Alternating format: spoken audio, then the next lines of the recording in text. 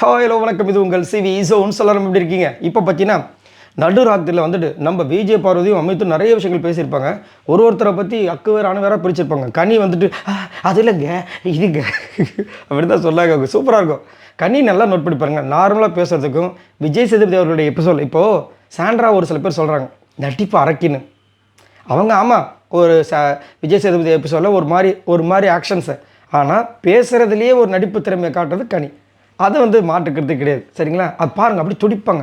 அதாவது சார் இப்படி சார் அதே மாதிரி வந்துன்னா சண்டை நடக்கும்போது ஒரு டோனில் இருக்கும். பேசுகிற டிஃபென்ஸ் பண்ணுற மோடு வேறு மாதிரி இருக்கும். நார்மலாக பேசும்போது வேறு மாதிரி இருக்கும். அவங்களுக்கு பிடித்தவங்கிட்ட பேசும்போது ஒரு மாதிரி இருக்கும். அதை அக்கு வேறு அணி வேறு பிரிக்கிறாங்க. அதே மாதிரி இது வரைக்கும் கனி வந்துட்டு அவங்களுக்கு கூட இருக்கிற சபரியை பற்றி விஜயை பற்றியும் இது வரைக்கும் ஒரு இன்ஃபர்மேஷன் நெகட்டிவாக சொன்னதே கிடையாது. அதேமாதிரி நெகட்டிவான பெரிய விஷயங்களை கூட இதை பற்றி பேசவே மாட்டாங்க. அதை பாசிட்டிவ் மாதிரி தான் ட்ரை பண்ணிகிட்டே இருப்பாங்க. அதை பற்றி சொன்னாங்க. அடுத்தது பார்த்திங்கன்னா கிரே ஷேடில் யார் இருக்கா அப்படின்னு ஒரு இது சொல்கிறாங்க. அவங்களுடைய 10 பேர் தான் அவங்களுடைய உண்மையான முகமும் சரி. அதேமாதிரி அவங்களுடைய அந்த கேம் அதை வந்து லைட்டாக அப்படி மறைச்சி அவங்களை நம்பவே முடியாதுன்ற மாதிரி ஒரு விஷயத்தை வந்து சொல்கிறாங்க. அவங்களே ஒரு 10 பேரை சொல்கிறாங்க. ஃபஸ்ட்டு 10வது இடத்துல வந்து விக்ரம் சமல்ல. அடுத்தது பார்த்திங்கன்னா 9வது பிளேஸில் கனி. அடுத்தது சபரி. அடுத்தது அரோரா கூட சபரிக்கு அப்புறமா தான் வச்சுருக்காங்க. அதாவது 6வது பிளேஸில். அதுக்கப்புறம் பார்த்திங்கன்னா சுபிக்ஷா. அதுக்கப்புறம் பார்த்திங்கன்னா சாண்ட்ரா. அதுக்கப்புறம் கமருதீன் வச்சுருக்காங்க. இது 5வது பிளேஸில். சரிங்களா? அடுத்தது வந்துன்னா அமித் 4வது பிளேஸு. 3வது பிளேஸில் திவ்யா.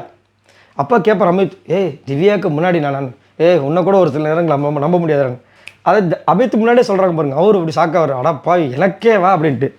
அதுதான் அதே மாதிரி திவ்யா. அதுக்கப்புறம் பார்த்திங்கன்னா கானா வினோத். அதுக்கப்புறம் தான் விஜய் பார்வதி.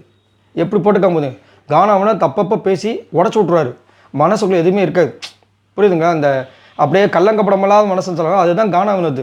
ஆனால் இவங்க வந்து பார்த்திங்கன்னா இது மற்றவங்களாம் பார்த்திங்கன்னா உள்ளுக்குள்ளே ஒரு விஷயம். ஏன்னா அவங்களுக்கு தெரியுது பச்சையாக வந்துட்டு ஒரு சில நேரங்களில் இப்போ அமித்தே பார்த்திங்கன்னா அவர் கேப்டனாக இருக்கும்போது எவ்வளோ விஷயங்கள் நோண்டியிருப்பார்.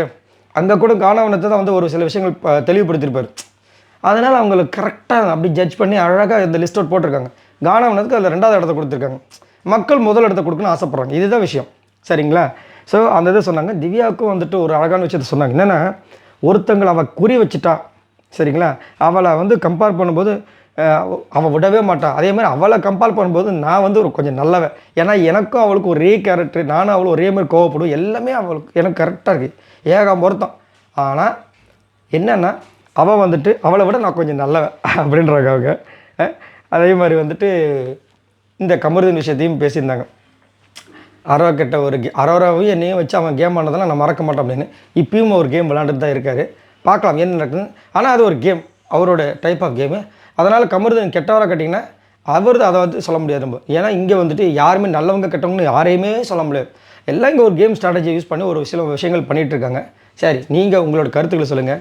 உங்களுக்கு இந்த கேம் ஸ்ட்ராட்டஜியில் இந்த 10 பேரை வந்து விஜய் பார்வதி சொல்லியிருக்காங்களே அந்த வரிசையை பற்றி எப்படி நினைக்கிறீங்க? வினோத்தை 2வதுல வச்சுருக்காங்க. 3வதுல வந்து பார்த்திங்கன்னா திவ்யா வச்சுருக்காங்க. அதுதான் விஜய் பார்வதி. ஆனால் திவ்யா நேற்று நைட்டு கூட பார்த்திங்கன்னா விஜய் பார்வதி கழுவி ஊற்றுறாங்க. கனியும் அப்படி தான், அரோராவும் அப்படி தான். அரோராவுக்கு முன்னாடி கொடுத்துட்டாங்க பார்த்தீங்களா? சரி, இதை பற்றி உங்களோட கருத்துக்களை சொல்லுங்கள். பாய் நண்பர்கள்.